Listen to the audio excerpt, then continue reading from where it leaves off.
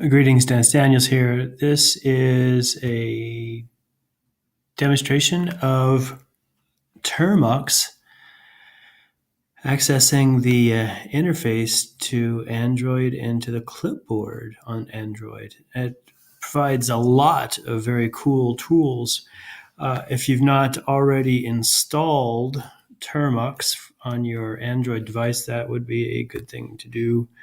So I'm on Chromebook Asus 302. Linux is not supported yet. That's why I'm using termux.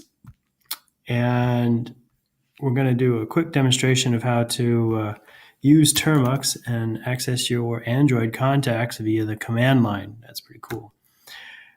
Before anybody jumps and says, well, your interface is different. Yes, my interface is different because I'm using Fish, which is the friendly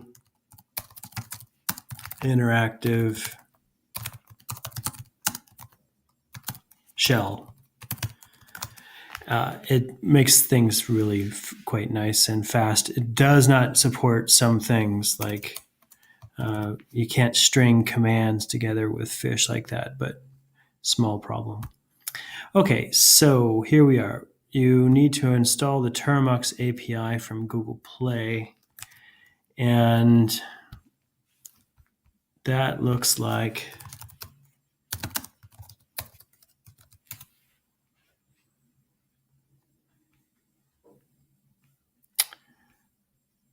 oh, sorry, I'm on plus. Sorry, I thought it was in play. So, termux API, and there it is, this one right here. I'll go ahead and post that to the slideshow here. And then after you install it, you're going to do an apt update. So apt, see, this is why I use Fish. As soon as I start typing something, it remembers my last commands, which in this case is the one I want. So apt update, and I'm all good. And next I want to do apt install termux API, apt install. You can see it's already done. We'll do it again for giggles. All right, so clear that. Now it's installed. So next thing, depackage L termux API. This is going to give us all of the things that termux now has access to. So copy this, Control C, Control Alt V to copy from the clipboard into the termux shell. And as they say in France, voila. So we have a lot of stuff here, and I'm using my finger now because I have a touch screen on the Asus 302, and I can see I got a lot of stuff here. I've got share, key store, audio info, storage, location, vibrate, battery status, lots of stuff that we can investigate here, but we're going to focus on the termux contact list. There it is. And now I just used the arrow key and it finishes it for me. Now, if I hit enter, it's going to generate all of my contacts. You have to give it permission the first time. I'm not going to do that because it's already been done. So it's just going to spit out all of my contacts, all of them, which is kind of interesting. So let's go ahead and grep them.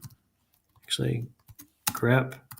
And we'll do just 111, see what happens, if there's a phone number with 111 or an address. And look at that. I've got some phone numbers with 111.